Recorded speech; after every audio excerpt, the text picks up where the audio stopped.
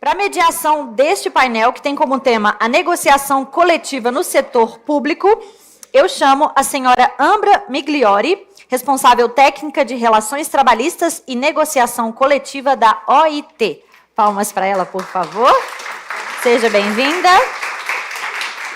Gostaria de convidar ao palco, então, os painelistas. O senhor Henrique Borda Villegas, professor e ex-vice-ministro do Trabalho da Colômbia.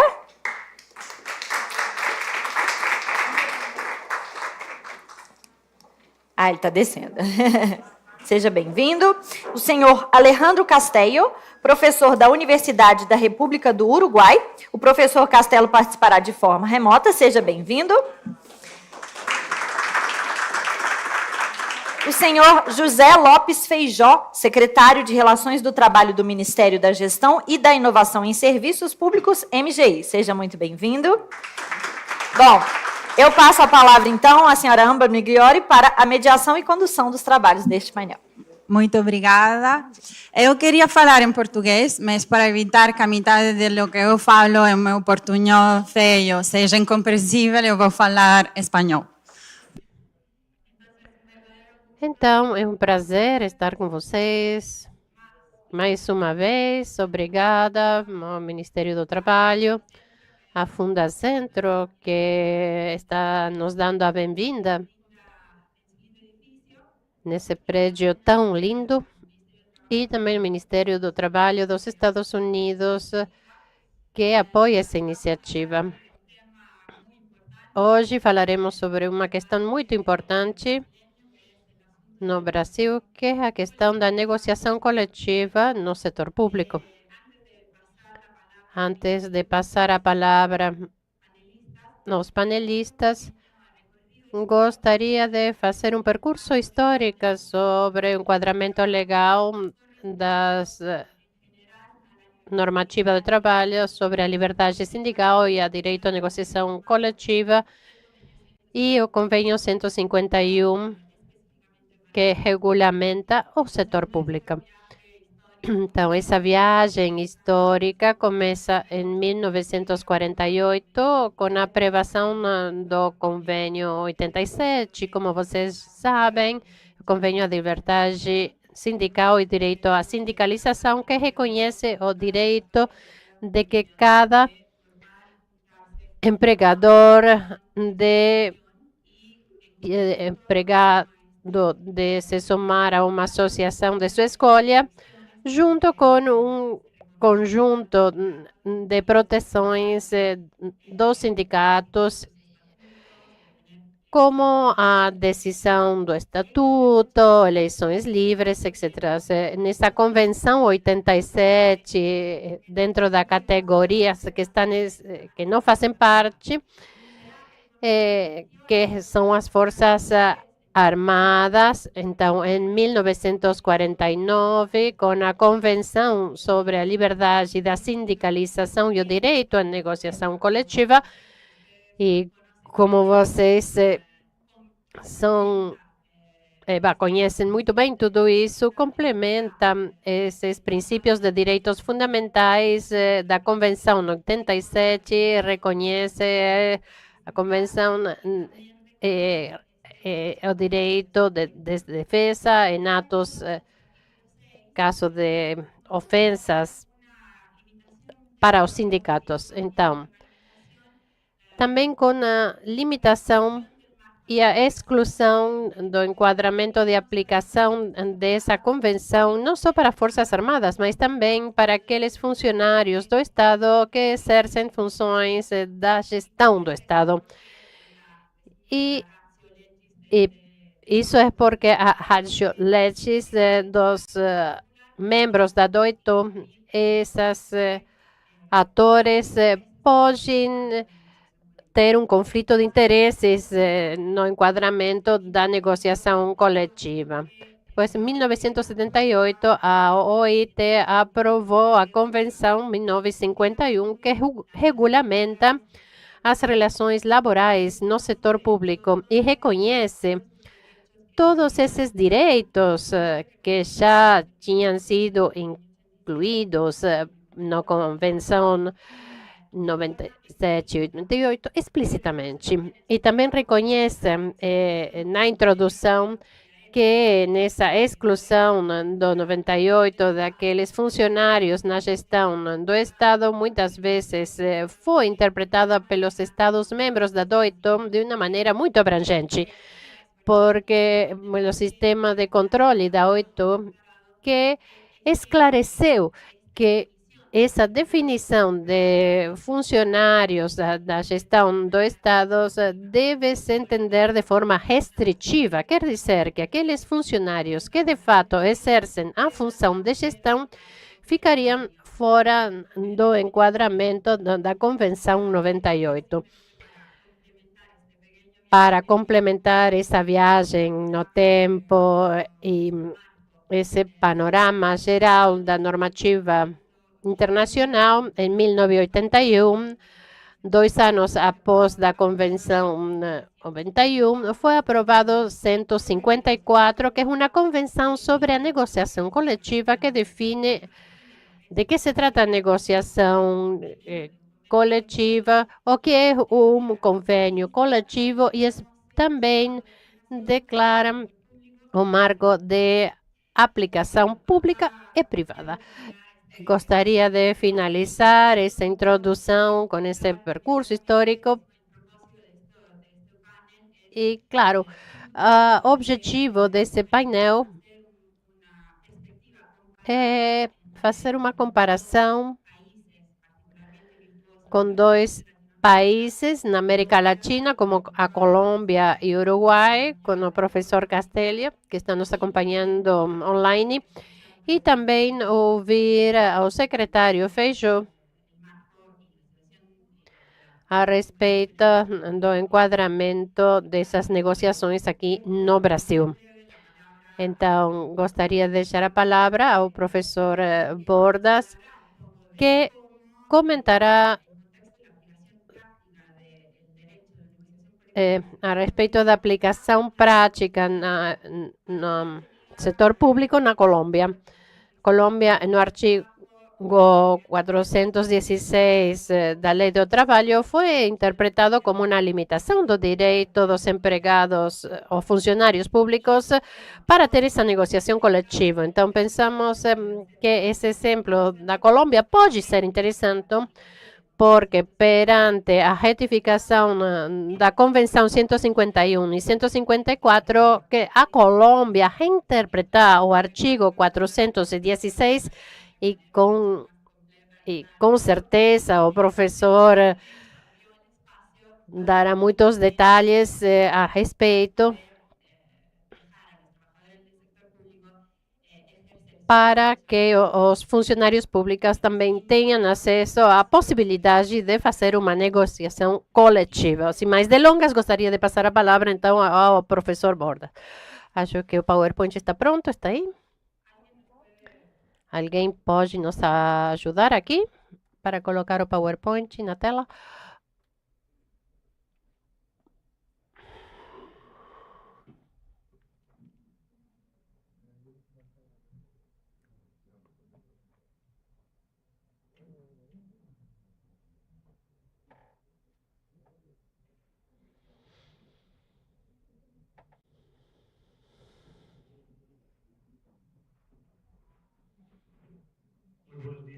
Bom dia para todas e todos. Gostaria de agradecer essa oportunidade de estar aqui no Brasil.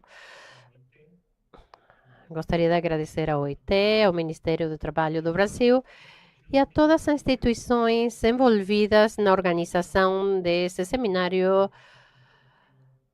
da promoção da negociação coletiva no setor público. Nesse curto período de tempo, gostaria de dar uma ideia do que fizemos na Colômbia para avançar a respeito da negociação coletiva dos funcionários públicos. Acho que é fundamental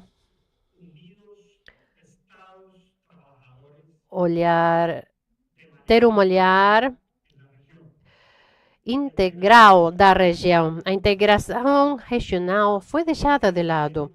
E hoje podemos dizer que os estados e os funcionários dos estados devem se unir, porque é fundamental que esses princípios básicos que a humanidade construiu através das organizações internacionais de direitos humanos sejam aplicados na região de forma unificada. Claro, temos diferenças importantes na estrutura estatal e nas normas jurídicas que fazem a regulamentação dos funcionários do Estado. Mas isso não quer dizer que as normas internacionais sejam vitais, especialmente para aqueles países signatários. Hoje, o mundo está sofrendo uma doença chamada polarização. E as relações trabalhistas não são fáceis, assim também como não são fáceis as relações políticas nem pessoais. Se não conseguirmos no mundo um avanço da inteligência humana para superar essa polarização, teremos dias difíceis no diálogo social. É por isso que temos aqui essas imagens da negociação coletiva. Minha primeira reflexão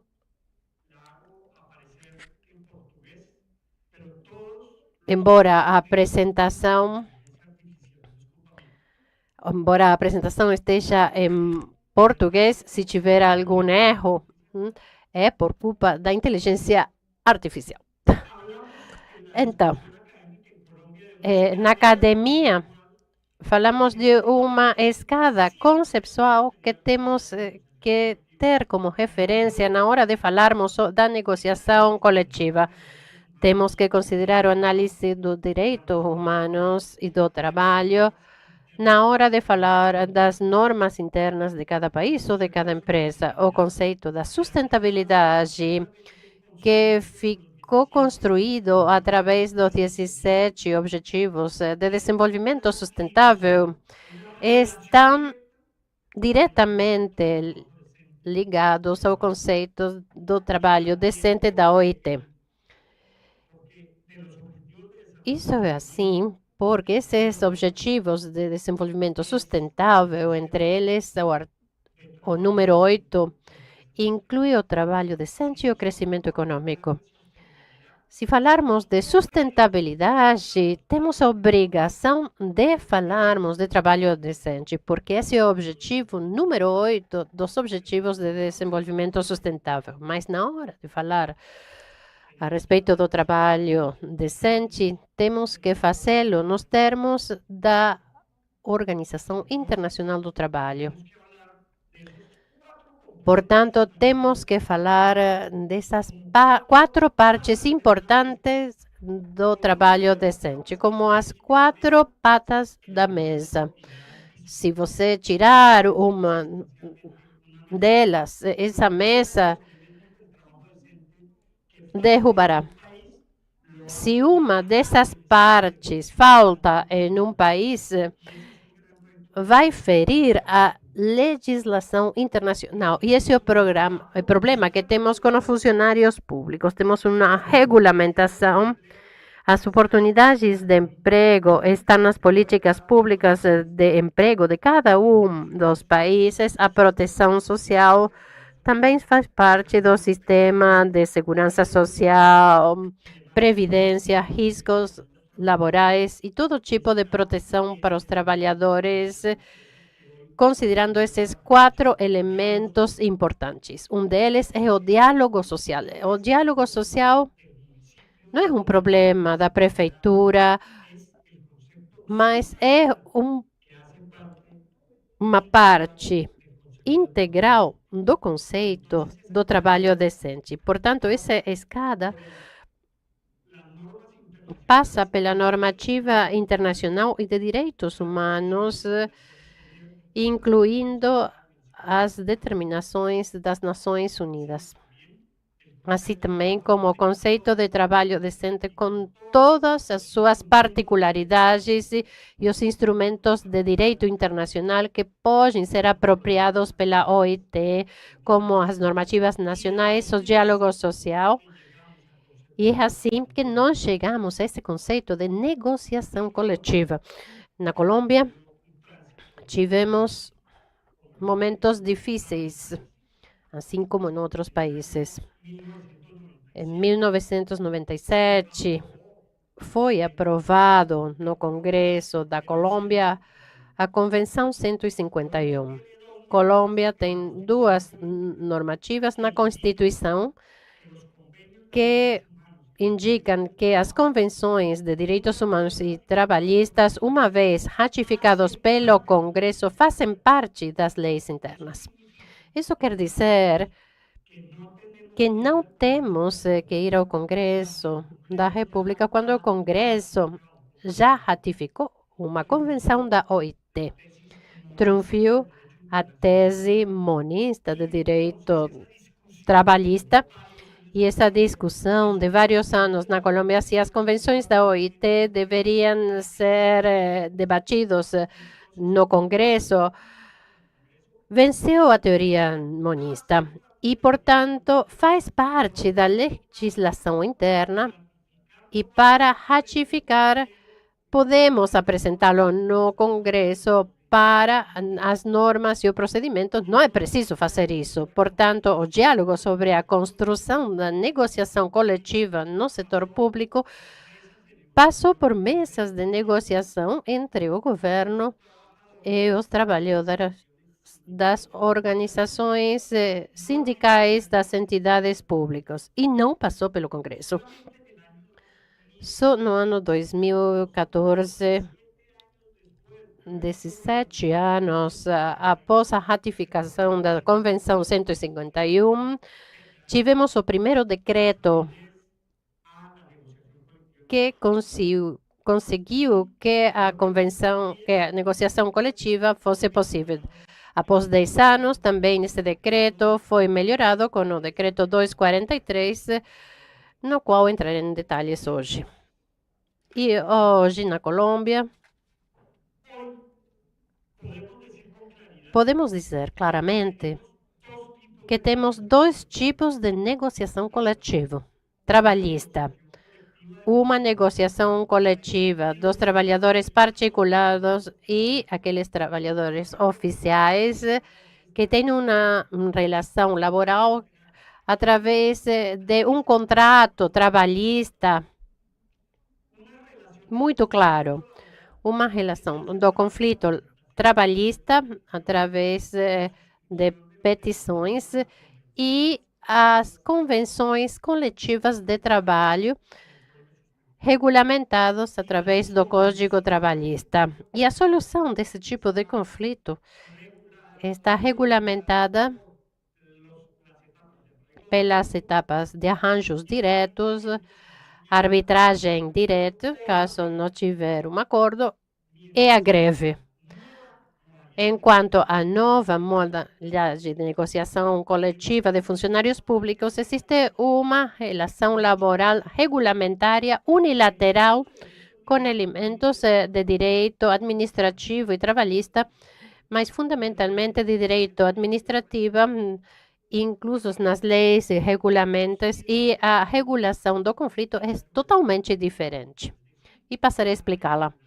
É uma regulamentação especial para a negociação coletiva dessas pessoas que, trabalhando no Estado, têm a capacidade e natureza de funcionários públicos. A diferença é que os trabalhadores particulares.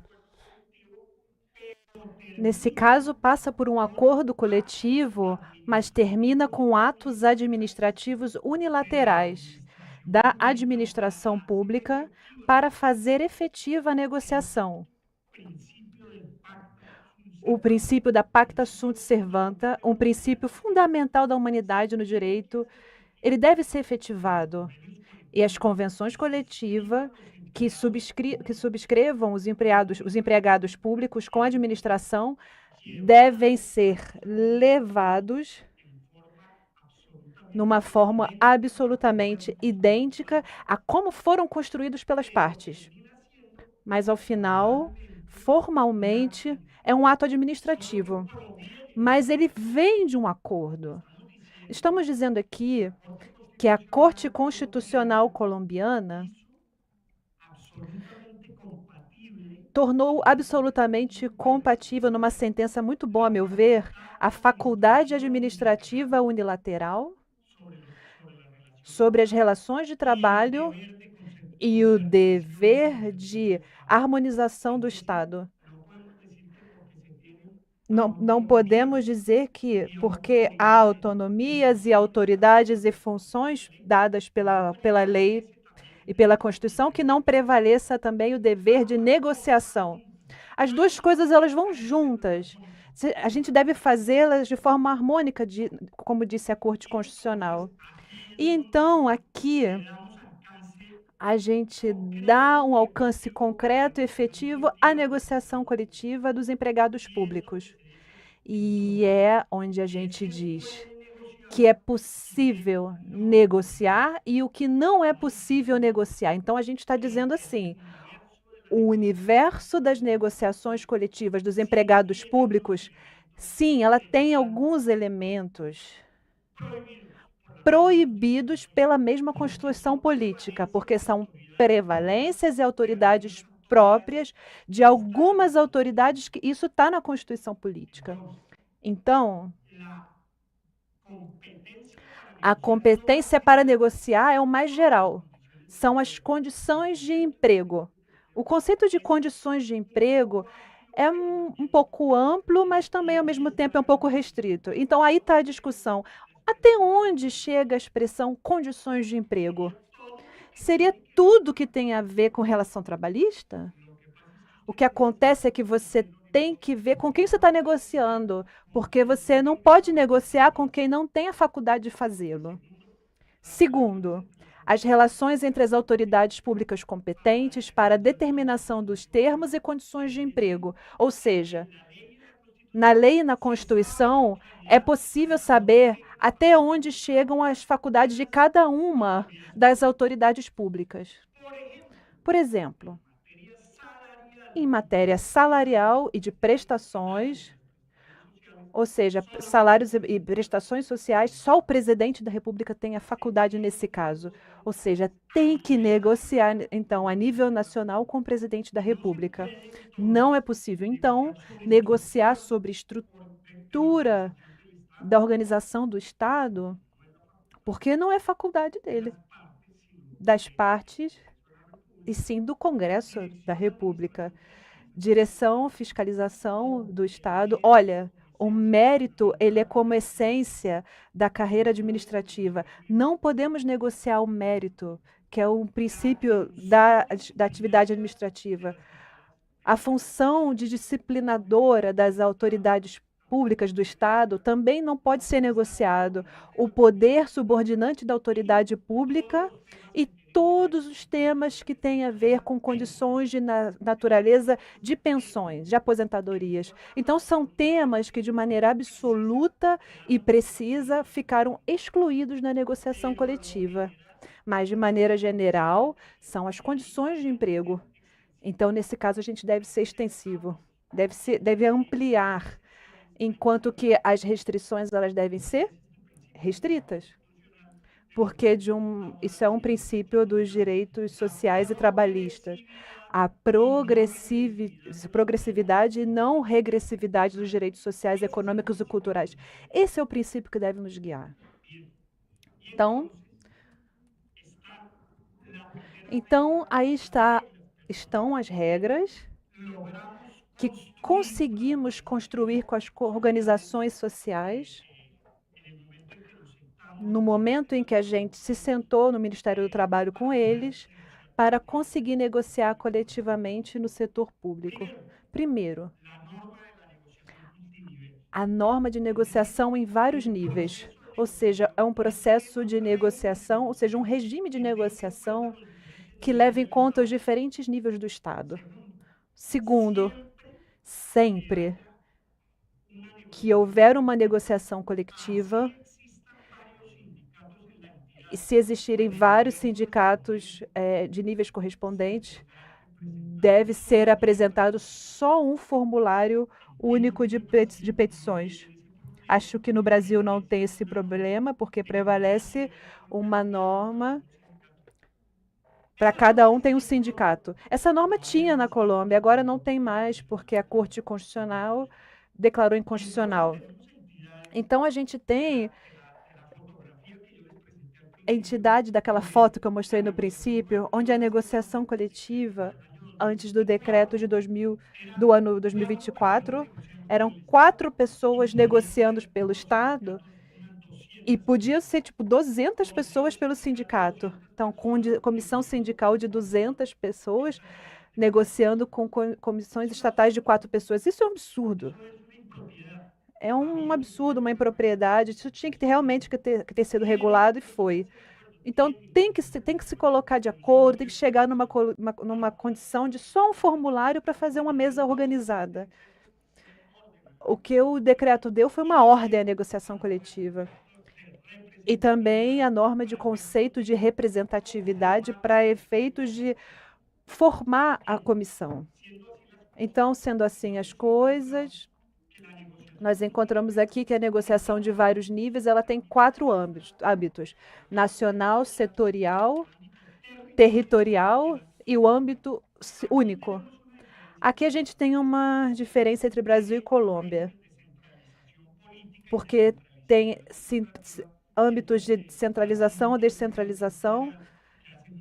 O Brasil tem um sistema muito diferente da Colômbia com relação às entidades públicas de ordem regional, com relação à entidade pública nacional. Aqui existe mais centralismo e no Brasil em relação à Colômbia. Existe mais iniciativa, vamos falar assim.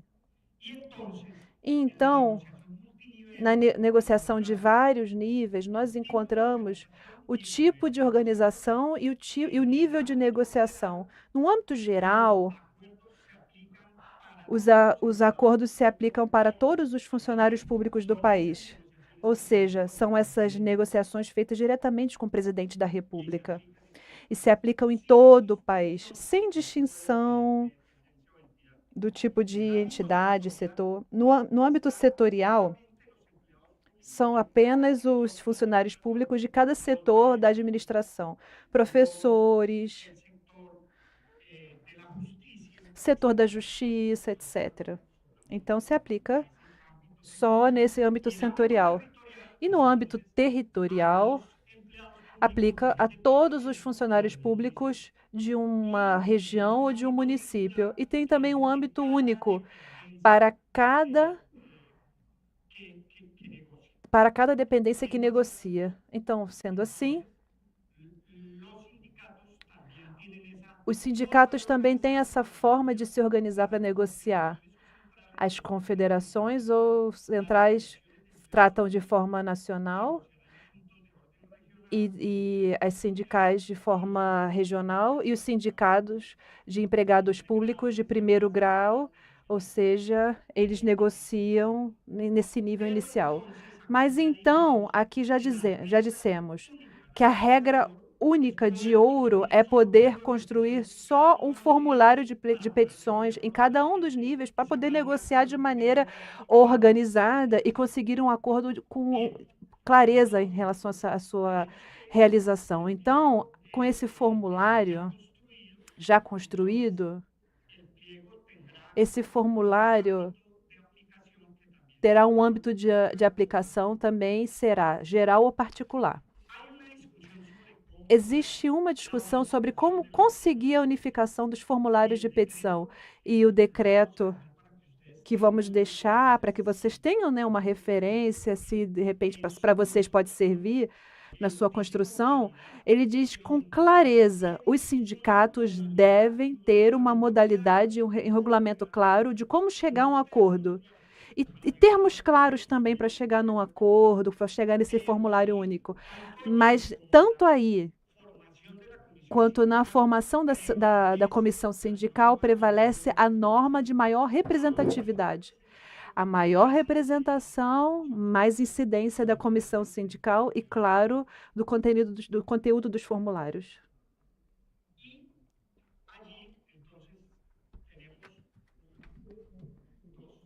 Então, aqui temos as regras de representação para representação.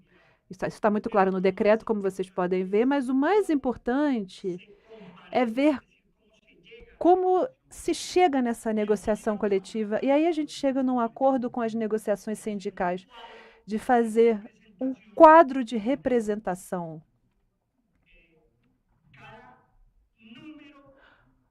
em que cada número de associados ao sindicato dá maior representatividade para essa comissão. No nível nacional, também definimos que são comissões que não podem passar de 40, em nível regional de 25, e no nível municipal não pode passar de 10, com relação a 10 negociadores, para conseguir chegar à negociação. Sobre garantias durante a negociação, a gente tem uma clareza plena que isso está regulado no Código Material de Trabalho, e essa parte é aplicado plenamente aos empregados públicos. No caso de foro sindical da negociação, estamos falando aqui que enquanto dure o processo de negociação, todos os empregados públicos, os funcionários públicos que estão incluídos na discussão desse formulário, eles vão ficar com esse foro sindical, ou seja, com estabilidade, especialmente reforçada durante o conflito coletivo. E o outro é a análise que é feita das permissões sindicais para poder desenvolver os privilégios sindicais para poder desenvolver a negociação coletiva. Isso está nessa normativa. Então, nós vemos agora os termos do decreto 243 de 2024, que diz que os formulários de petição devem ser apresentados nos 3 primeiros meses. Só depois do terceiro mês, ninguém pode mais apresentar esse formulário. Por quê? Porque se apresentam depois do primeiro trimestre, vamos ter muitos problemas com orçamento público. Como todos, né, claro, os acordos, eles devem ter incidência no orçamento público. Se a gente fizer o acordo depois do orçamento ter sido desenvolvido, como a gente vai fazer o acordo ser cumprido? Então, ele deve ser aplicado até o primeiro trimestre. E uma última expressão que é necessária contar para vocês é o tema de quais são os instrumentos que têm os sindicatos para conseguir efetivar a negociação coletiva. O primeiro é ter em conta que o Ministério do Trabalho é a entidade multa encarregada de inspecionar e controlar os direitos dos trabalhadores, então eles vão ter processos administrativos sancionatórios também com as entidades públicas, ou seja, pode impor multas às entidades públicas. Existem ações de tutela para a proteção de interesses e direitos coletivos, existem reclamações disciplinares à Procuradoria, e também existe um artigo no Código Penal que criou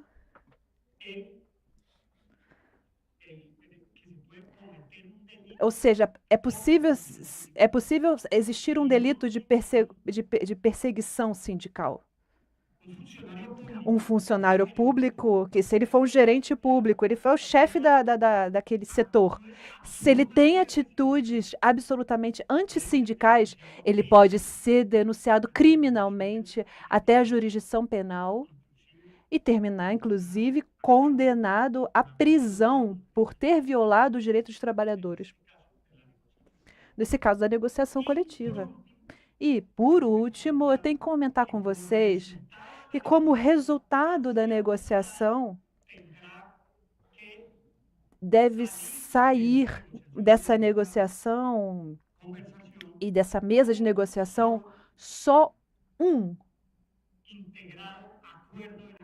acordo integrado de negociação coletiva, ou seja, o acordo de negociação coletiva que deve ser levado aos meses seguintes, ao fim das negociações, aos atos administrativos, ele é só um por cada nível e por cada entidade, ou então, a nível nacional, um só se for direto com o presidente da República. Então, esse é, então, um resumo muito rápido do que diz a nossa regulação na Colômbia. Então, eu devo dizer que a implementação na prática desse novo regime de negociação coletiva no setor público, ele vai lentamente, mas ele vai. Lentamente, as organizações dos trabalhadores e as entidades públicas, eles estão se utilizando dessa norma e estamos fazendo negociações importantes a nível nacional já com essa nova regulação. Então, deixo aqui para vocês esse relato da nossa possibilidade que temos visto da aplicação da Convenção 151 numa realidade, como eu disse antes, muito brutalmente polarizada, como temos nas relações trabalhistas na Colômbia, na América Latina e, claro, no mundo. Então é isso. Muito obrigada. Eu deixo aqui a palavra.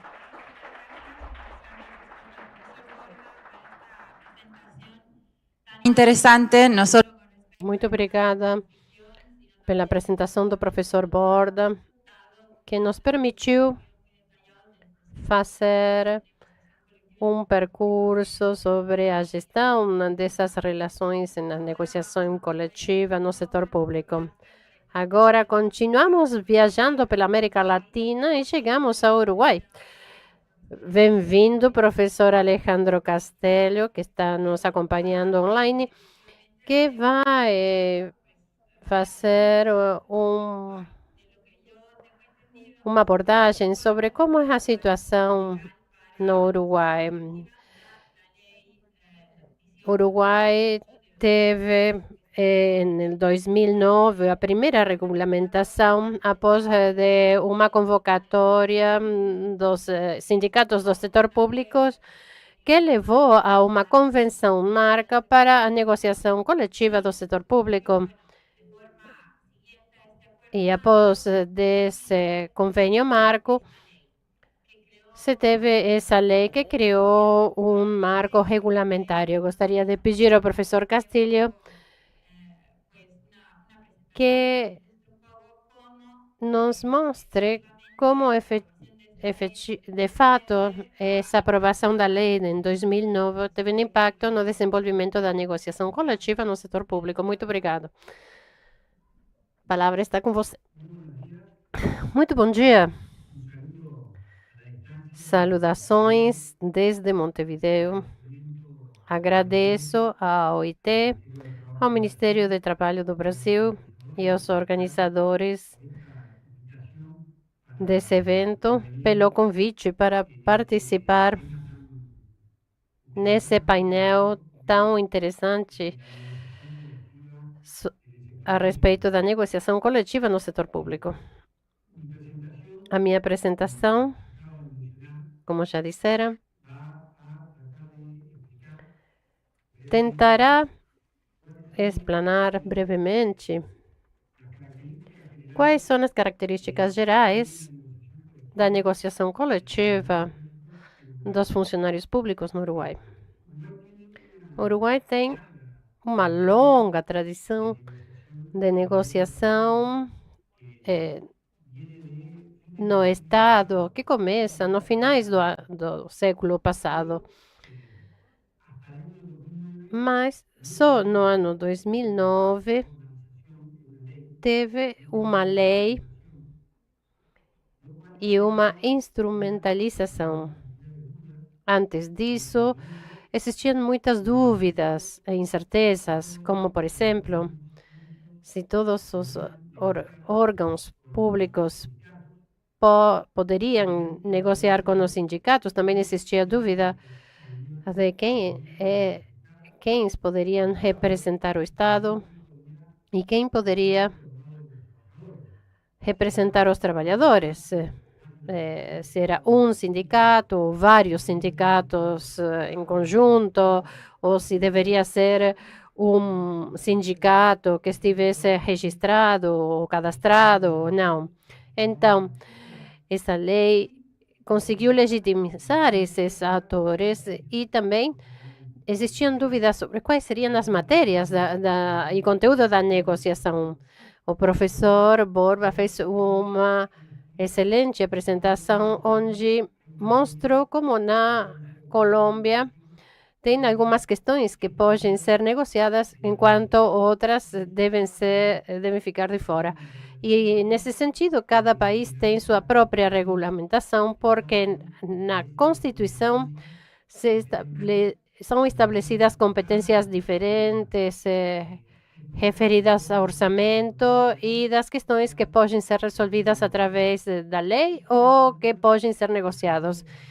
Tudo isso tentou ser esclarecido através da lei do ano 2009, assim como outros aspectos, como se aquilo que era acordado entre as autoridades públicas, como o Ministério de Trabalho e de Economia, que faria negociação com os sindicatos de funcionários públicos, assim fariam acordos que até o ano 2009 existiam sobre quais seriam as obrigações e as consequências jurídicas desses acordos, dessas convenções que se faziam entre as autoridades e os sindicatos.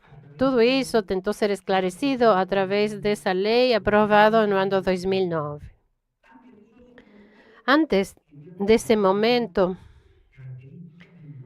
gostaria de mencionar algumas características do modelo de relações coletivas na área pública que permitem chegar a soluções e que nos ajudam a entender como resolver essas questões de uma maneira muito específica.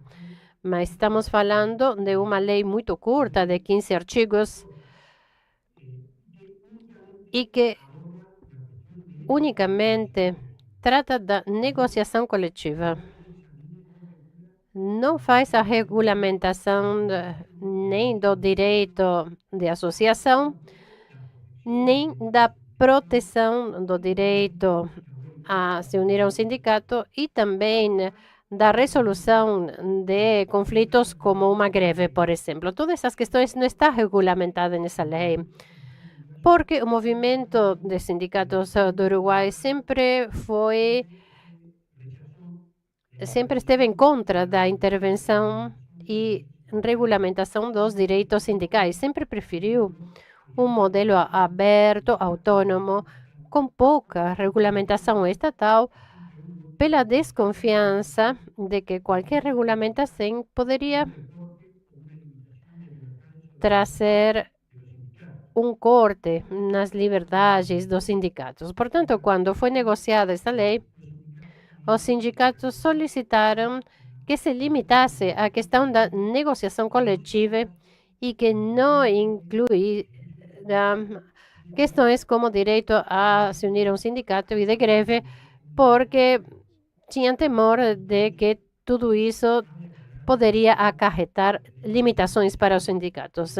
No Uruguai, os direitos à greve e de fazer parte de um sindicato são bem amplos. Tem pouca regulamentação e limitação. Então, essa foi a razão pela qual a lei só se focou na negociação coletiva em poucos artigos. Também é importante considerar que esse sistema de relações coletivas no Estado sempre teve marcado pela existência de uma única central sindical. Portanto, a questão que o professor acabou de dizer quando ele comentou de a existência dessas comissões de negociação na Colômbia para incluir diversos sindicatos em uma negociação, tudo isso no Uruguai não acontece, só em exceções. No geral, temos só um único sindicato em cada órgão público. E, portanto, os funcionários têm um único sindicato, embora não exista uma lei que limite a quantidade de sindicatos, mas a tradição no Uruguai faz que exista só um único sindicato. Quando aparecem vários sindicatos, se tem conflitos. E essa é uma questão que ainda não foi resolvida no Uruguai, embora na Colômbia existam essas comissões de negociação, onde se inserem todos os sindicatos e a representatividade vai depender de questões de números de pessoas aderidas a esse sindicato. Em Uruguai, essa questão ainda está em aberto. Por quê? Já que existe um único sindicato em todos os órgãos públicos, não temos essa questão de tensão sindical entre diversos sindicatos. Então, agora comentarei alguns dos pontos dessa lei. A lei que foi aprovada no ano 2009 é só para as entidades públicas. Existe outra lei do mesmo ano e do mesmo mês. Por um lado, temos uma lei de negociação coletiva para o setor privado e outra para o setor público.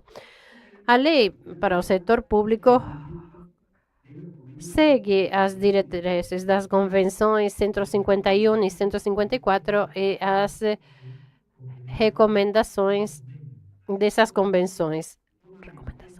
E por isso também considera essa lei os princípios e diretrizes do Comitê de Liberdade Sindical e dos especialistas em convenções. Essa lei regulamenta e estabelece o escopo de aplicação, quer dizer, quais são essas organizações públicas, quer dizer, todas elas, e também a estrutura de negociação coletiva e o papel do Ministério do Trabalho. Os princípios seguem as diretrizes da Instituição de Liberdade Sindical, onde o direito à negociação coletiva faz parte dos direitos de todos os funcionários públicos. Se estabelece a criação de âmbitos de participação, consulta e cooperação, e faz parte da dinâmica dos órgãos públicos ter câmaras bipartites para trabalhar sobre essas questões, por exemplo, questões de saúde, questões de segurança e saúde do trabalho. Então, essa lei também criou comissões específicas para questões específicas como segurança e higiene e questões que têm a ver com a carreira, concursos e outros temas de interesse das organizações sindicais e dos órgãos públicos.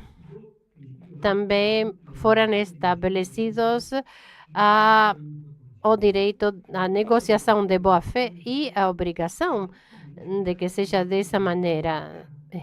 A lei não coloca uma obrigação de chegar a um acordo ou de uma convenção coletiva, mas obriga a fazer um esforço para conseguir isso, para que o Estado possa propor e fornecer as respostas demandadas pelos sindicatos e também de indicar quem são os setores que podem negociar. Sempre estava essa questão de quem poderia representar o Estado e sempre se demandava dos sindicatos que estivesse na mesa da negociação no Ministério, o Ministério da Economia, porque, no geral, é quem tem essa capacidade de negociar questões relativas aos salários.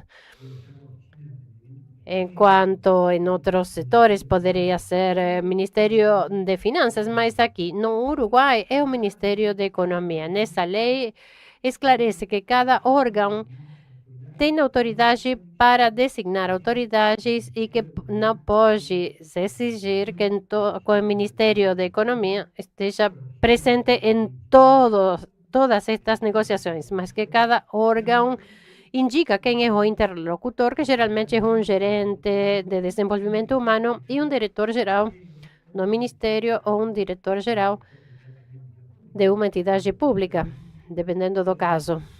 Mas tem que ser, por parte do Estado, uma autoridade que tenha poder de negociação, que possa, de fato, negociar e conciliar com os sindicatos.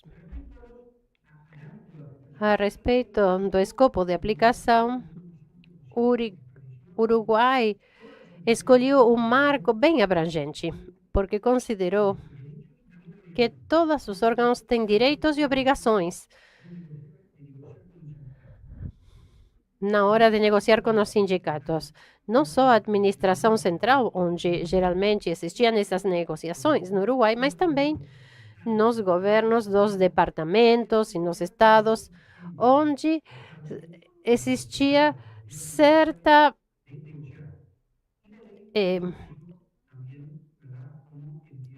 reticência para fazer essas negociações. Portanto, os sindicatos dos governos estaduais também podem demandar uma negociação coletiva nesse nível, assim também como em outros poderes do Estado, como o Legislativo, a Corte Eleitoral e todas as entidades públicas de caráter comercial e industrial do país. No Uruguai ainda temos órgãos públicos, por exemplo, na área de energia elétrica, combustíveis, comunicações, e muitas vezes esses órgãos concorrem com o setor privado e eles também podem estar sujeitos à negociação coletiva. Então,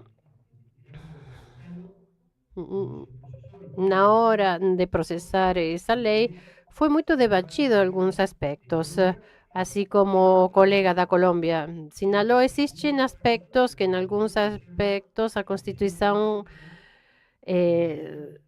só está limitado para o Estado e que não pode ser objeto de negociação.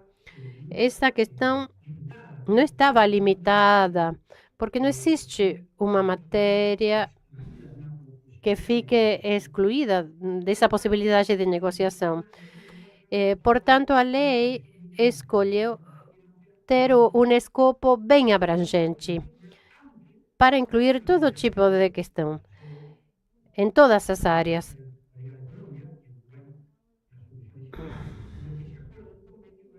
E aquilo que for acordado estará sujeito a um ato unilateral do Estado, seja uma lei, ou um regulamento, um decreto, ou diferentes atos administrativos que terão que ratificar e implementar aquilo que foi acordado. Mas,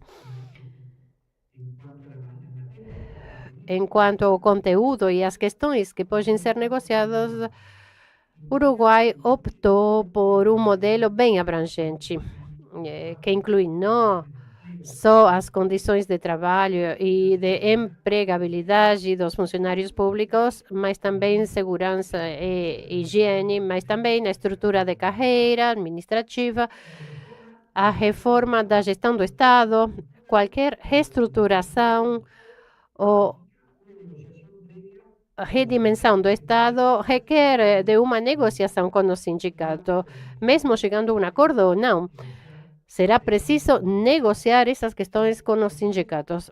Portanto, estamos falando de questões bem abrangentes a respeito da carreira ou a reforma do Estado, os critérios de desenvolvimento e avaliação dos funcionários públicos na profissionalização da carreira podem ser objeto de negociação. E a lei termina num capítulo com uma porta de entrada ampla, dizendo que pode ser objeto de negociação tudo aquilo que seja acordado com os atores envolvidos nessa negociação. Isso permite que em cada órgão público possa se incluir como objeto de negociação só questões como empregos, mas também outros aspectos que possam ser do interesse das partes. Por exemplo, já tivemos negociação na Uruguaição a respeito da regularização da contratação por parte do Estado. Assim como em todos os países do mundo, especialmente na América Latina, tem muitas pessoas que trabalham para o Estado que não são considerados funcionários, mas que são trabalhadores autônomos, ou também, às vezes, temos a terceirização. No Uruguai, é muito comum fazer uma terceirização nos órgãos públicos, administrativos e comerciais. Muitas vezes, a terceirização é uma das questões negociadas pelos sindicatos. Então, chegando ao final, com relação à estrutura, ela é muito parecida com o que o professor da Colômbia nos contava, porque temos a possibilidade de negociar em nível centralizado ou a nível centralizado, em nível nacional ou nível regional. É permitida a negociação de vários organismos em conjunto, com um ou vários sindicatos. Então, isso é muito comum no caso da administração pública, nos ministérios. Às vezes, em algumas matérias, como só há um sindicato na federação, é que ele abarca todos os sindicatos e ministérios da administração central. Em alguns casos, chegaram a acordos que são justamente para abarcar todos os ministérios, Ministério do Trabalho, Pecuária, Relações Exteriores, Indústria, etc. Existem aí acordos entre federações de funcionários públicos com a administração central. Também ocorre entre entidades comerciais. Ou seja, também pode haver negociação setorial, mas não é o mais comum, não é o mais habitual, que é a negociação nível inferior, ou seja, em cada governo regional, em cada ministério, em cada ente autônomo ou serviço descentralizado. Ou seja, a organização se focaliza dentro de cada organismo público. Então, isso tudo está aberto para negociação em todos os âmbitos, mas, em geral, são os sindicatos que preferem uma negociação focada a nível de cada ministério ou a nível de cada governo regional, de cada governo estadual, de uma maneira autônoma e independente. Assim, se criou um Conselho Superior de Negociação Coletiva, como um órgão mais de governança, de diálogo, não tanto assim de negociação, mas não para celebrar convenções, mas para dar os grandes diretrizes, as grandes políticas trabalhísticas, as grandes políticas públicas em matéria justamente de recursos humanos. O Conselho Superior de Negociação, nele se sentam 8 representantes do Estado, Ministério da Economia, Ministério do Trabalho, escritórios de entidades civis e, por outro lado, 8 representantes dos grandes sindicatos do Estado.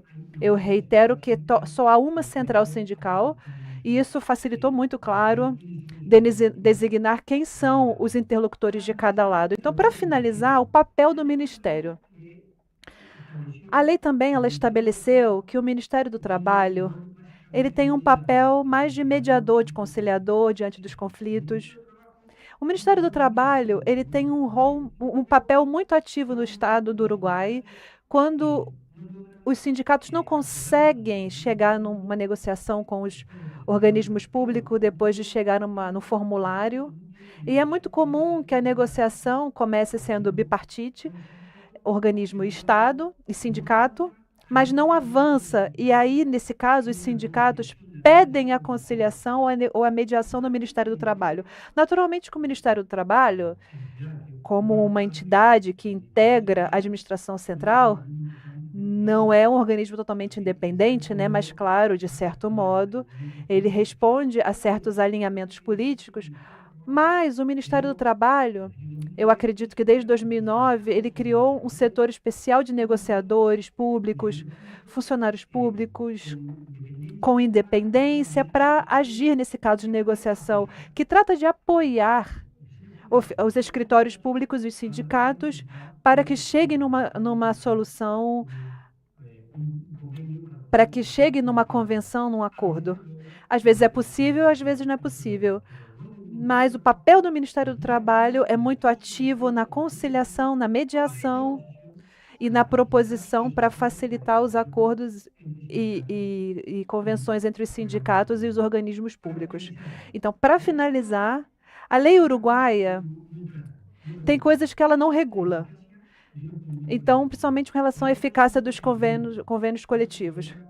A gente viu que o colega da Colômbia disse que tem um procedimento de negociação coletiva na Colômbia. No Uruguai não tem nem para o nível privado nem público. Existe toda uma liberdade de quando se negocia, em que momento, quais são as etapas de negociação coletiva. Não está procedimentalizado essa negociação na lei, mas existem, claro, alguns critérios práticos que têm sido utilizados, né? São mais tradições, costumes que os organismos públicos têm. Uma delas é de que, normalmente, no primeiro semestre do ano, de cada ano, é quando são desatadas as negociações coletivas. Há uma lei de orçamento a cada 5 anos, que é aprovada lá por volta de mês de setembro, outubro, de cada 5 anos.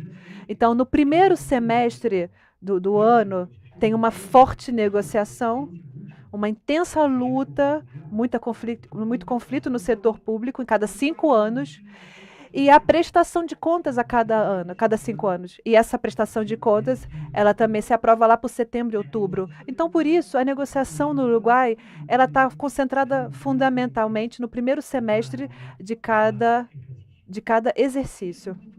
Esse é um ponto que não está regulado, mas é todo foi procedimentalizado com usos e costumes com o tempo. E para finalizar, outra coisa que não está, lamentavelmente não está, é a eficácia das convenções coletivas que são assinadas entre associações sindicais e organismos públicos. Com relação a isso, existe um critério doutrinário jurisprudencial assentado com relação a de que as convenções, igual na Colômbia, os aspectos orçamentários, ou seja, vinculados a salários, vinculados a orçamento público, nesse caso é necessário que a convenção coletiva tenha uma aprovação numa lei orçamentária ou numa regulamentação ou num decreto. Isso vai depender de cada tipo de organismo público, mas sempre requer um ato estatal posterior, um ato administrativo.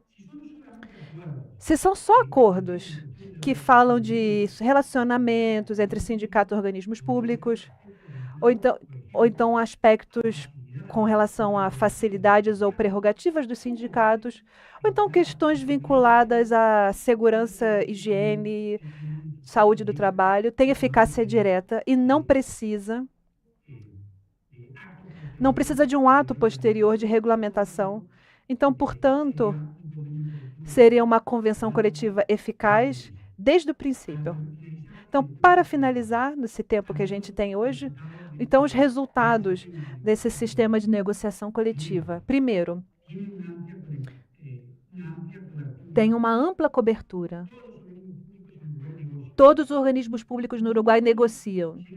Não todos chegam a acordos, mas quase sempre é possível chegar num acordo sobre os grandes aspectos, como, por exemplo, a questão salarial. A lei obriga a negociar todos os organismos públicos e, na prática, todos eles negociam com os sindicatos, porque, além disso, existem sindicatos em todos os organismos públicos. Segundo, foram celebrados, sob o amparo dessa lei, mais de 200 convenções coletivas. Então, imagina comparar com o Brasil, né, o tamanho do Brasil, a gente acha que 200 convenções é pouco, mas pensa no Uruguai, é o menor país da América Latina, somos 3,5 milhões de habitantes, um território muito pequenininho, uma estrutura pequena, uma estrutura política muito centralizada. Então, imagina, 200 convenções é um número muito alto e muito importante. O que se foi negociado nessas 200 convenções tem a ver com condições de trabalho e emprego, não somente fixar salários, mas também questões como quantidade de trabalhadores, jornada de trabalho, segurança e saúde do trabalho. E também deve ser assinalado o que são as políticas, a construção da política de negociação do Estado em matéria de salarial tem um papel preponderante, claro, o Ministério da Economia, no começo de cada quinquênio, ele tem toda uma importância com relação a todos os organismos públicos, que vai adequando naturalmente, dependendo da natureza de cada organismo, com a autonomia que cada organismo tem, mas o Ministério da Economia tem um papel muito importante em matéria de negociação salarial. E, por último, também devemos mostrar que o Uruguai, em relação às convenções coletivas, são aplicados tanto para aqueles que estão filiados ao sindicato, também para aqueles que não estão filiados ao sindicato. No Uruguai, a tradição é que as convenções coletivas se aplicam tanto no setor público quanto no privado, tanto para trabalhadores do setor público ou então do privado, que estejam filiados ou não filiados ao sindicato. Então, assim, em resumo, e agradecendo já por vocês terem me ouvido, no nossa opinião, essa lei promoveu a negociação coletiva, porque, como eu disse antes, tinha algumas dúvidas, incertezas de quem podia negociar, o que se podia negociar, que efeitos tinha a negociação, e a maioria dessas questões foram resolvidas ou foram dissipadas essas dúvidas pela lei, que foi um estímulo, na verdade, não só para negociações coletivas, mas também para outras formas de diálogo e cooperação e participação que são feitas dentro dos organismos públicos. Muito obrigada. Muito obrigado. Muito obrigada. Muito obrigada. Então, e também para deixar aqui um espaço para perguntas. Essa questão de... Eu tinha uma suspeita de que deixar a gestão do tempo para uma italiana não era uma boa ideia, apesar de tanto tempo que eu vivo na Suíça, mas eu vou dar a palavra para o funcionário Feijó para que também fale com a gente sobre a situação da negociação coletiva no Brasil, considerando deixar uns 5 a 10 minutos para as perguntas. Muito obrigada. Quanto tempo... A gente deveria acabar em 15 minutos. Eu acho que... Sim. Então, 15 minutos. E, a partir daí, a gente começa com as perguntas. Cumprimentar a mesa. Cumprimentar as pessoas aqui presentes. Então, um bom dia a todas, todas e todes. E aos que nos veem aqui pela internet. Me permitam, pelo meu velho hábito sindical, de falar aqui mais perto da plateia, porque eu não vou usar a tela. E gosto de falar olhando para perto do público. Acho que é meu vício de caminhão de som, viu, JP? Deve ser, né? Bem, companheiros, companheiras, primeiro eu quero fazer uma rápida retrospectiva. A Constituição de 1988, quando terminou numa transição por cima a ditadura militar brasileira, ela estabeleceu o direito de servidores e servidoras públicas se organizarem em sindicatos, coisa que não era possível antes da Constituição. Não é à toa que, nesse período anterior, não havia sindicatos de servidores e servidoras, mas apenas associações. A Constituição de 88 estabeleceu, portanto, o direito destas associações, que quiseram, evidentemente, se transformar em sindicatos, mas não estabeleceu o direito à negociação coletiva. Ficou, portanto, uma pendência que permanece, por incrível que pareça, por enquanto. Por que eu digo por enquanto? Foi nos governos Lula, Dilma, e agora de novo no governo Lula, em que a questão da negociação no setor público foi respeitada. Primeiro, com o estabelecimento no primeiro mandato e no segundo mandato do presidente Lula e nos mandatos da presidente Dilma, de uma mesa nacional de negociação, que operou e realizou muitos acordos. Muitos acordos que elevaram significativamente os vencimentos de servidores e servidoras e as condições de trabalho. E o respeito a servidores e servidoras. Foi no governo Lula que se introduziu no Brasil a Convenção 151 da OIT. E no governo Dilma foi definitivamente ratificada. Mas, com o golpe, tem quem não chame de golpe, mas eu chamo de 2016, tanto a mesa de negociação foi desfeita, como a regulamentação da Convenção 151 não andou. Neste período de 2016 a 2023, 22 na verdade, servidores e servidoras ficaram sem negociação no Serviço Público Federal. Sem nenhuma negociação. E os poucos reajustes que eles tiveram nesse período foi por conta do último acordo feito durante o governo da presidenta Dilma. Portanto, foram 6 anos de nada, em que os servidores e servidoras sequer eram recebidos. O que nós vimos nesse período foi um brutal ataque à organização sindical e um brutal ataque ao Estado brasileiro, que tinha por objetivo desestruturá-lo. Precisa recordar essas coisas para saber do que nós estamos falando agora.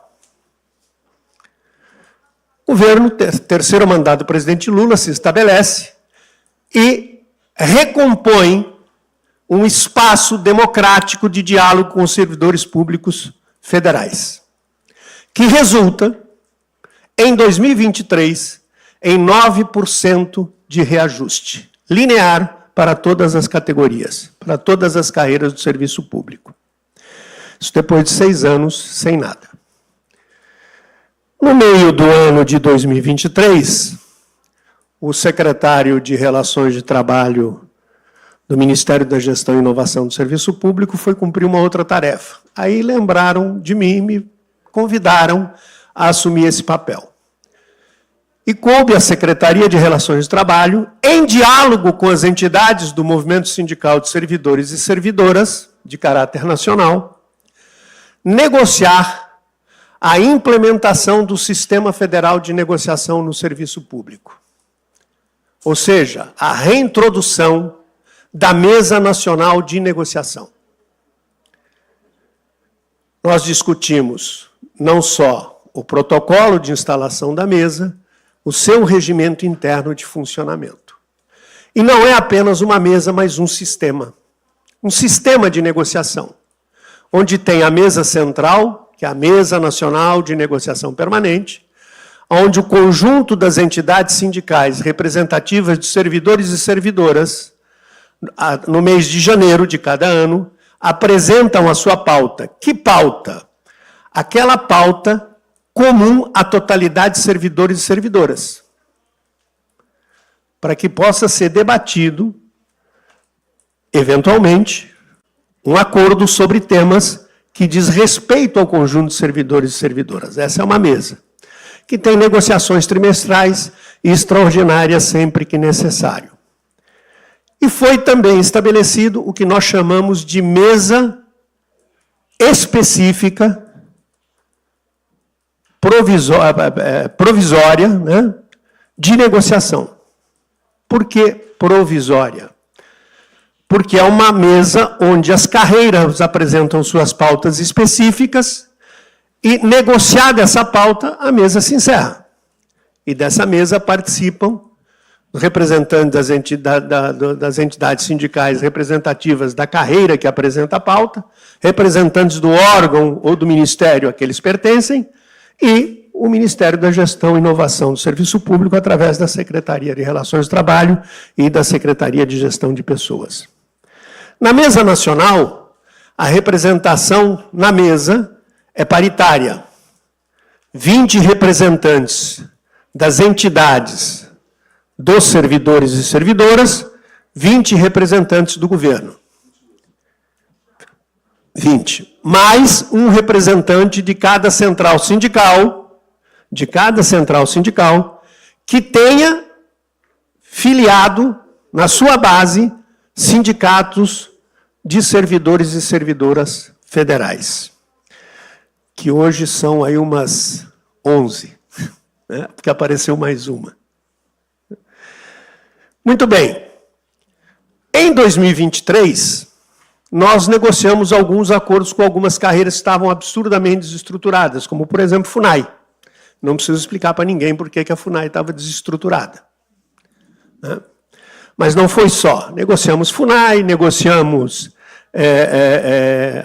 ANM, negociamos ATI, negociamos a TPS. Para quem não sabe das siglas, a ATI é os analistas de tecnologia da informação, a TPS, os analistas técnicos de políticas sociais, a ANM, a Agência Nacional de Mineração, né, e assim por diante. Por que a Agência Nacional de Mineração? Porque ela era um departamento que foi transformado numa agência, mas os servidores não tinham a estrutura de agência. Nem a estrutura, nem os salários, né? E polícias. Fizemos essas negociações. E no âmbito do serviço, do conjunto dos servidores, negociamos um reajuste dos benefícios de alimentação, saúde, auxílio creche, que custou, só esses benefícios, reajuste 3,5 bilhões de reais.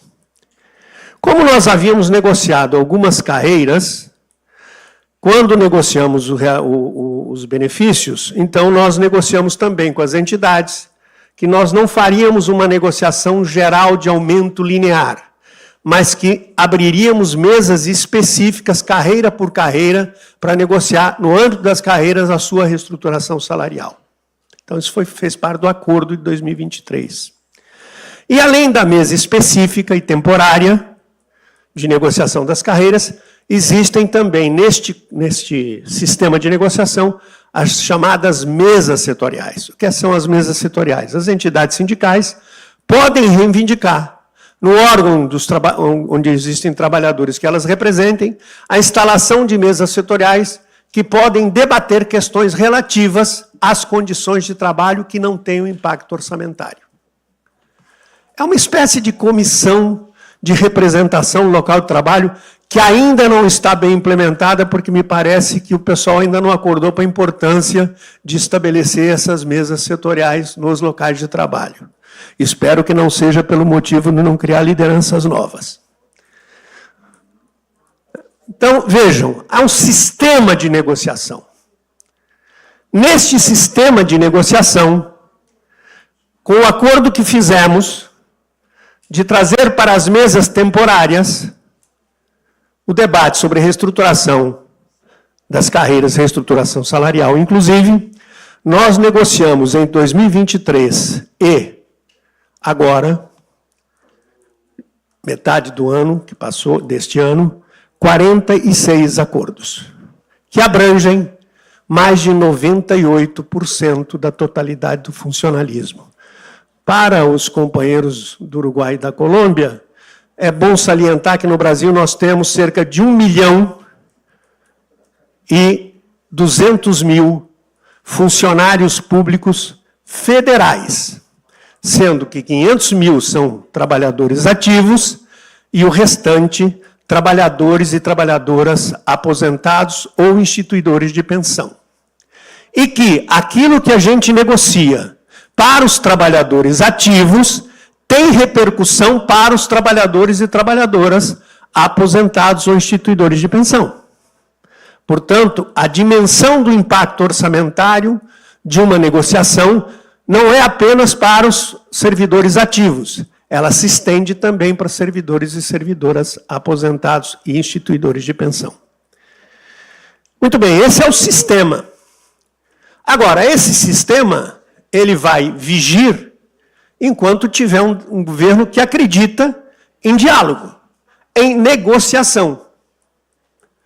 Então, nós estamos querendo, desejando, pelo menos, que nós tornemos esse sistema de negociação, ou um sistema de negociação permanente, não só para o governo federal, mas também para estados e municípios. Isto significa que no Brasil nós temos 5.570 municípios e 27 estados e Distrito Federal. Então, nós trabalhamos no âmbito da mesa nacional, definimos que as centrais sindicais seriam responsáveis, em conjunto com o governo federal, de constituir um grupo de trabalho, que foi objeto de um decreto do presidente da República, para debater um texto para propor ao Congresso Nacional a regulamentação da Convenção 151 da OIT e estabelecer definitivamente, de maneira completa, que no Brasil, servidores e servidoras de qualquer estado, de qualquer município e do governo federal tenham o direito à negociação todo ano, inclusive estabelecendo o conceito de database.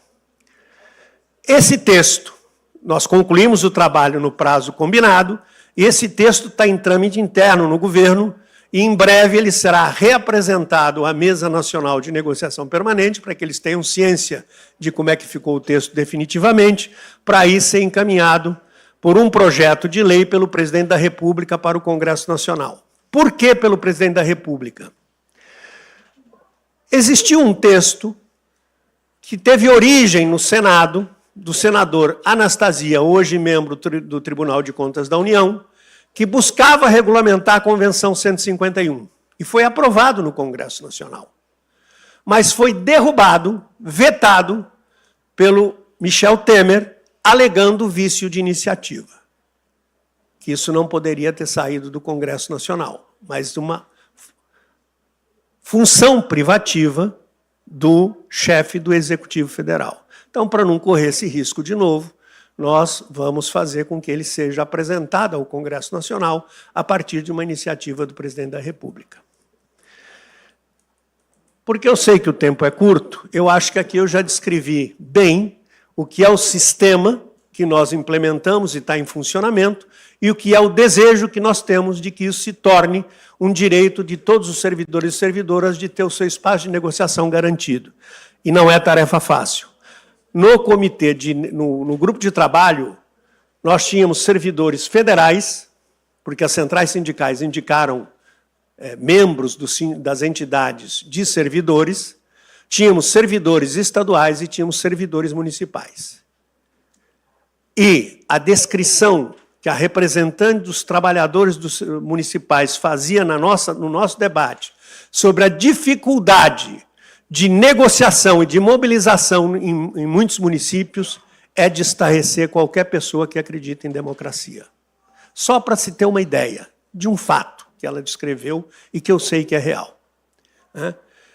No município em que ela atua, tentaram fazer uma greve, onde a justiça deu um instrumento que normalmente é dado contra os trabalhadores da iniciativa privada, chamado interdito proibitório, que não permite que o sindicato sequer se aproxime do local de trabalho para fazer sua assembleia e dialogar com os trabalhadores. E tão restritivo que tentaram fazer um ato num sábado e, num sábado, a justiça proibiu de fazer. Então, essa é a relação de trabalho em muitos municípios. E nós queremos potencializar o direito à negociação, como um legado importante desse terceiro mandato do presidente Lula. Obrigado, vamos para as perguntas. Sim.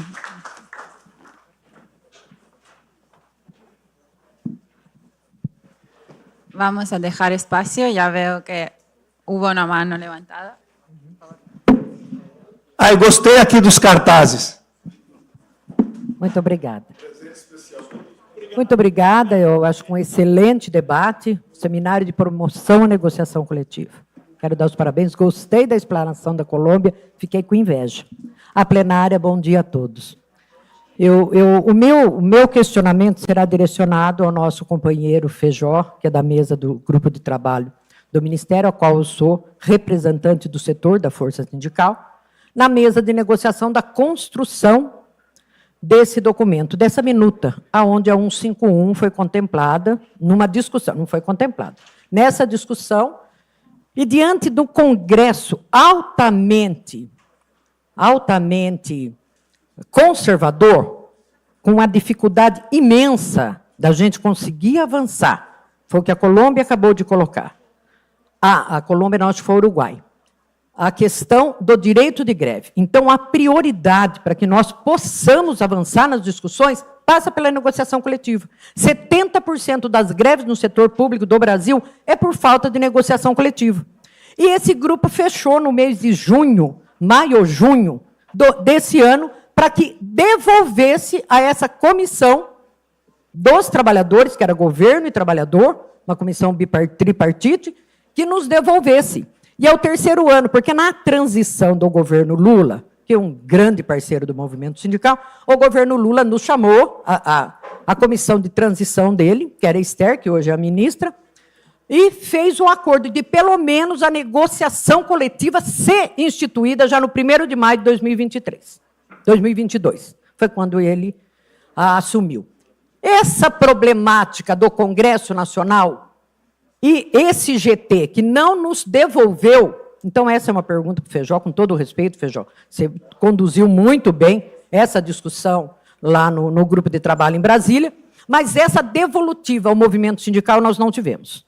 Então, esse, um momento fantástico de promoção da negociação coletiva e o debate do setor público, é que nós estamos aqui fazendo essa discussão. Porque isso, quanto mais demorar num Congresso cada vez fazendo mais os seus enfrentamentos políticos para 2026, é que essa pauta, Feijó, ela precisava de caráter de urgência. Se nós tivermos problemas, encaminhá-la num todo, que a negociação coletiva seja prioridade. Porque vocês conseguiram fechar pelo poder discricionário que os federais têm de fechar essa negociação. Beleza, eu vi o desgaste, uma negociação assim democrática, cansativa, demorada, mas teve o seu sucesso.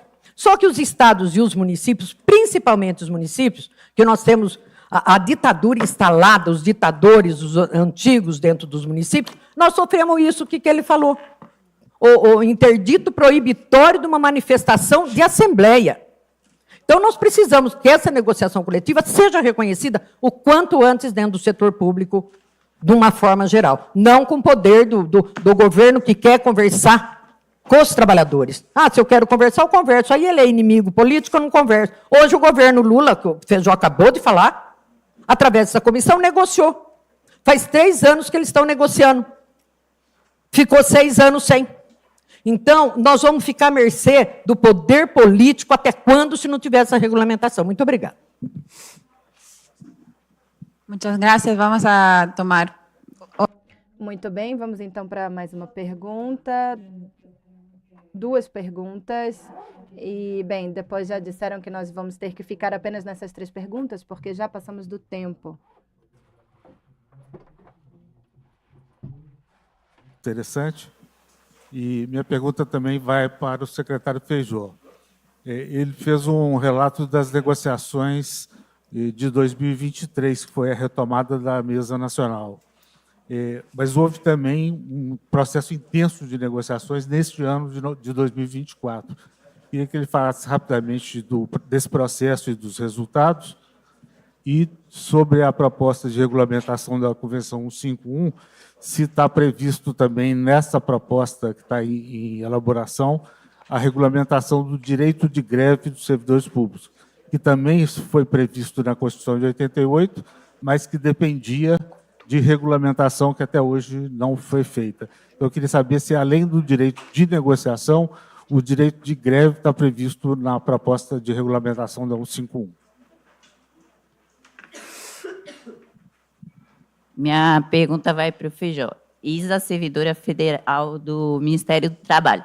Primeiramente, a aprovação do plano de carreira já dos servidores administrativos do Ministério do Trabalho. Eu espero que a nossa carreira seja a próxima a sentar na mesa no ano que vem, que é uma das que está aí defasada e necessita de uma regulamentação.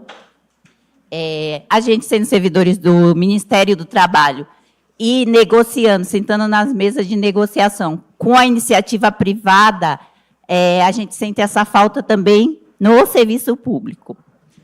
E a minha pergunta é, quando abre negociação, quando o governo está na mesa enquanto empregador, ele faz uma pesquisa dos usuários para sentir a necessidade da aprovação do plano de cargos e salários? Porque seria muito interessante pesquisar quem utiliza o nosso serviço, que eles sabem qual é a necessidade. E é muito importante que o serviço público seja direcionado para a comunidade. Então, eles são nossos clientes e eles sabem a nossa necessidade. Existe uma pesquisa, um levantamento de dados com os usuários do serviço? Muchas gracias. Bueno, una pequeña intervención más. Bem, mais uma pergunta e depois vamos passar, então, a palavra ao secretário para que possa responder, então. Bom dia, meu nome é Lucas, eu sou economista do DIEESE. Eu queria fazer uma pergunta, na verdade, para os três expositores, é bem direta. Nesses processos de negociação, regulamentação e etc., como que entra a questão do regime jurídico de trabalho? Por exemplo, aqui no Brasil, os servidores podem ser tanto estatutários, ou seja, tem um regime próprio de trabalho, né, por base de estatuto, e tem o seu próprio regime de previdência, e tem também, no caso de seletistas, né, e também outras formas de contratação. No caso eu queria saber também, no caso da Colômbia e do Uruguai, se esses regimes, por exemplo, entram na negociação, se tem experiências de negociação nessa matéria, e no caso do Brasil, se nesses acordos entre 2023 e 2024, isso entrou em pauta de alguma forma e como que foi tratado. Obrigado. Muchas gracias. Secretário. Sim, secretário, por favor. Agora eu vou ficar aqui mesmo, tá? Não vou descer embaixo, não. Com relação ao 151, o que eu fiquei e o farei ainda este ano é apresentar o texto final na mesa. Isso eu farei, né? Mas quero já adiantar. O texto que vai ser apresentado é um texto que já passou internamente no governo e que vai ter passado, inclusive, pela Casa Civil. Portanto, é um texto de caráter definitivo.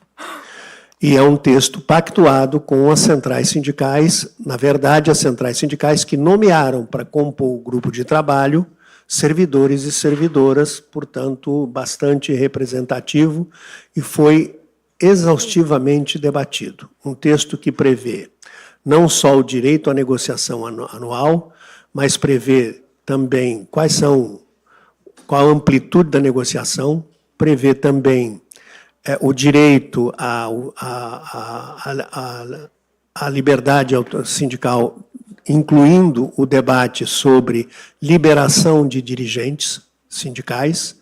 Por que é que está demorando um pouco? Porque, no caso do governo federal, uma reivindicação justa do movimento sindical de que a liberação de dirigentes se faça a ônus da administração, né? Paga pela administração. Isso tem um impacto orçamentário que precisava ser avaliado e que nós concluímos uma avaliação desse impacto orçamentário para poder encaminhar. Nós vamos ter que alterar a lei que hoje permite a liberação mantendo na folha de pagamento, mas com a entidade tendo que ressarcir ao erário aquela liberação. Então, há uma reivindicação importante, que vai valer para o governo federal, nós não podemos impor isso a estados e municípios, né? Mas, para o governo federal, nós pretendemos que seja regulamentado já na lei, e isso nos obriga a fazer o impacto orçamentário, que era o que estava faltando concluir. Felizmente, já concluímos, então está em fase final de apreciação, inclusive caminhando para a Casa Civil, para que a gente possa, então, apresentar. E já aproveito para responder ao Clarindo. Sim, Clarindo, nós pactuamos não só o direito à negociação, mas também a regulamentação do direito de greve. E por que é que pactuamos a regulamentação do direito de greve? Porque hoje o direito de greve do servidor é o pior que tem. É o pior que tem. Porque qualquer greve de servidor, imediatamente, a Justiça determina que em qualquer atividade, sem levar em consideração se ela é essencial ou... Assim, não dá para dizer que o trabalho público não é essencial, porque seria desmerecer o trabalho público. Todo é essencial, né? Senão não precisava existir. Mas há atividades do setor público que podem colocar em risco a segurança, a vida da população. Então, neste caso, é preciso prever uma série de questões de prevenir que a população não fique desassistida no caso de uma greve. Então, tudo isso foi pactuado, foi discutido e faz parte do projeto. Ok? Agora, eu quero fazer um alerta. A nossa parte nós vamos cumprir. Vai para o Congresso Nacional. Nós sabemos o Congresso Nacional e sua composição conservadora. Não será fácil aprová-lo. Portanto, as entidades podem começar a se mobilizar desde já, para quando ele estiver no Congresso, que ele seja aprovado e não seja deturpado. Porque ele é um bom projeto. Ele é um bom projeto, eu tenho certeza, né? Com relação à segunda questão que você me apresenta, Clarindo, sobre as negociações, em 2024, nós negociamos todas as carreiras que não tinham tido negociação em 23. Todas. Há uma carreira, uma entidade sindical, que infelizmente não chegamos a acordo, então esta carreira está fora do PL das carreiras, que vai ser encaminhada ao Congresso Nacional, né? Possivelmente, talvez tenha uma assembleia em breve, dependendo do resultado da assembleia, e se vierem a assinar o acordo, vamos ter que fazer um esforço enorme para tentar incluí-los, porque já terá passado pelo ateste da SOF.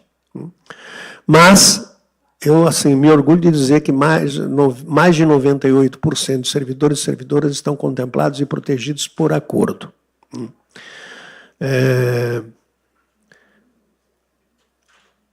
Há um movimento que...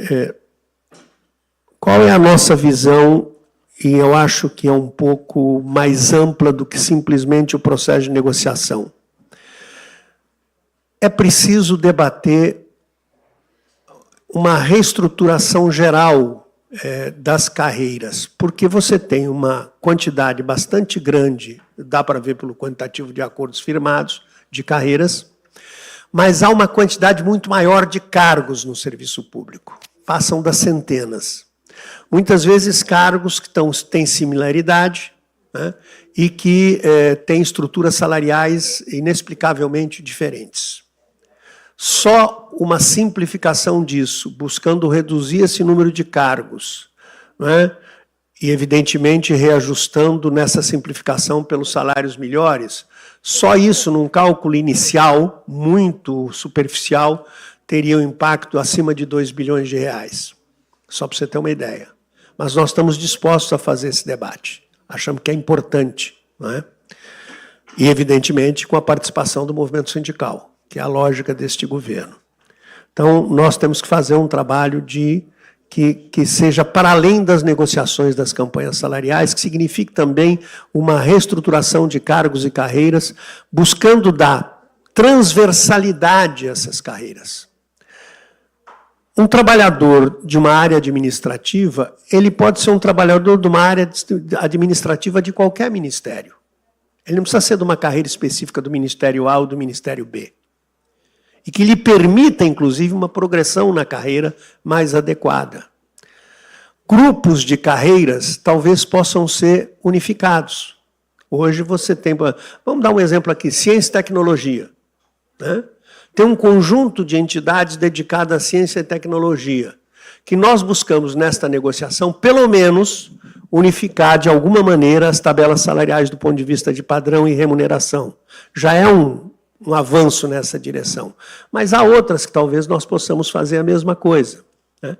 Nós temos muitas reivindicações nas nossas pautas que dizem, por exemplo, o seguinte, que gostariam que trabalhadores de nível intermediário tivessem a exigência para aceder ao serviço público de nível superior. Bem, pode ser que em algumas carreiras isso se justifique, que a complexidade daquele trabalho tenha aumentado de tal maneira que daqui para frente o requisito tenha que ser de nível de ingresso de nível superior. Né? Mas será que isso é a mesma coisa para todos que reivindicam a mesma coisa? Ou é só um desejo porque as pessoas entraram no nível intermediário, depois fizeram cursos, se qualificaram, agora tem universidade, tem mestrado, tem doutorado, e por conta dessa maioria que aproveitou para se qualificar, querem que a carreira que é de nível intermediário seja de nível superior? Essa é uma análise que precisa ser feita, para que a gente possa prover com justiça se é possível ou não fazer o atendimento de uma demanda desse tipo. Há carreiras que pedem mudança de nomenclatura. Até um caso que eu soube outro dia, lá na minha área que cuida de questões jurídicas, que um trabalhador de uma carreira entrou na justiça pedindo para o juiz mudar a nomenclatura do cargo dele, que ele não queria ter a mesma nomenclatura do cargo da carreira. E o juiz deu. Então ele é um sujeito que está numa carreira que tem um nome diferente, só ele. Quer dizer, entendeu? Hã? Não sei de onde é, mas que tem. Então, são coisas que nós precisamos trabalhar agora para tornar o serviço público... Agora, há também um desejo que nós precisamos analisar. Muitas vezes, nos ministérios, há um desejo de que aquela carreira naquele ministério seja uma carreira do ministério. Vamos ver, por exemplo, e quando entra um governo que desmancha o ministério? Que acaba com o ministério, como já aconteceu. Nós não estamos falando de um passado distante, nós estamos falando de um passado recente. Se a carreira específica do ministério e ele deixa de existir, faz o quê? Então, quanto mais transversais forem as carreiras, melhor para as garantias dos próprios servidores. Estou encerrando. Então, é um debate que ainda vai levar um tempo, que nós pretendemos fazer no próximo período, porque todos os acordos que nós fizemos são acordos para 25 e 26. Portanto, agora nós vamos nos dedicar a uma reestruturação mais efetiva deste modelo de gestão do serviço público, que achamos que é importante, até para combater uma determinada PEC que está no Congresso, que os trabalhadores não gostam muito, nem nós. Mas quero fazer um alerta. O STF acabou de votar o regime de trabalho dos servidores públicos. Quem fez a pergunta? No serviço público existia um regime jurídico único. Trabalhador e trabalhadora, para aceder ao serviço público, por concurso, regime jurídico único. Bem, o STF acabou de aprovar que, além do regime jurídico único, o governo que quiser pode implementar outras formas de contratação. O que significa contratar pela CLT, o que significa contratar PJ, o que significa terceirizar à vontade. E eu vi pouca mobilização sindical depois que isso aconteceu. Então, o movimento sindical também precisa ficar atento, porque a vida anda dura, apesar de nós termos um governo de diálogo. Muchas gracias. Quisiera dejar... Muito obrigada. Eu queria deixar espaço para mais perguntas, mas a gente já passou bastante do horário. Eu quero agradecer a todos, os que estão aqui, quem nos acompanhou online, os nossos anfitriões, o secretário, o professor Borda e o professor Castelo, que está no Uruguai. Também esperamos que vocês retornem após a nossa pausa para o almoço. Muito obrigada.